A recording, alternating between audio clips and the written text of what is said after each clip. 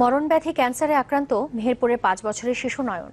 সন্তানের চিকিৎসায় বসত ভিটা বিক্রি করে অন্যের বাড়িতে আশ্রয় নিয়েছে পরিবার। স্থানীয় স্কুল কলেজের শিক্ষার্থীদের সহায়তায় 2টি কেমোথেরাপি দেওয়া হয়েছে তাকে। চিকিৎসকরা জানিয়েছেন তাকে সুস্থ করতে আরও 6টি কেমো দিতে হবে। তাই সমাজের বিত্তবানদের কাছে সহায়তা চেয়েছেন তার ভ্যান চালক বাবা। দুরন্ত শৈশবেই মরণব্যাধি ক্যান্সারে আক্রান্ত 5 বছরের শিশু নয়ন। তার সারা বেলা কাটে বিছানায় শুয়ে।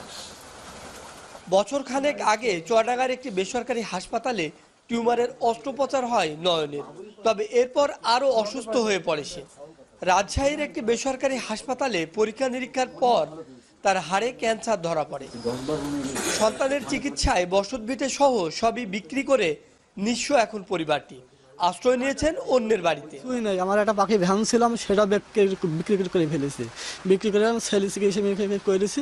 আমার বর্তমানে এখন কিছু নেই। আপনারা এখন সবাই যদি সহযোগিতা করেন, যদি এগিয়ে আসেন, তাহলে আমার সন্তানটা খালি বেশি থাকবে, আমার সন্তানটা ভালো হবে। ধরেন আমার তার কিছুই নেই।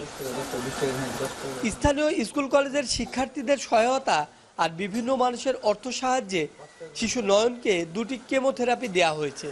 চিকিৎসক জানিয়েছেন তাকে সুস্থ করতে আরও 6টি কেমো দিতে হবে। এই চিকিৎসাতে সাধারণত 8টা সাইকেল দেওয়া হয় এবং প্রতি সাইকেলে প্রায় 20 থেকে 25 হাজার টাকার ওষুধ খরচ হয়। আশা করা যায় এভাবে কেমোথেরাপি দিতে থাকলে সে সুস্থ হয়ে উঠবে। শিশুটিকে সহায়তার আশ্বাস দিয়েছে জেলা প্রশাসন। আমরা ইতিমধ্যেই এই ছেলেটির নাম সহ আরও বেশ কিছু রোগীর নাম আমরা ঢাকাতে পাঠিয়েছি।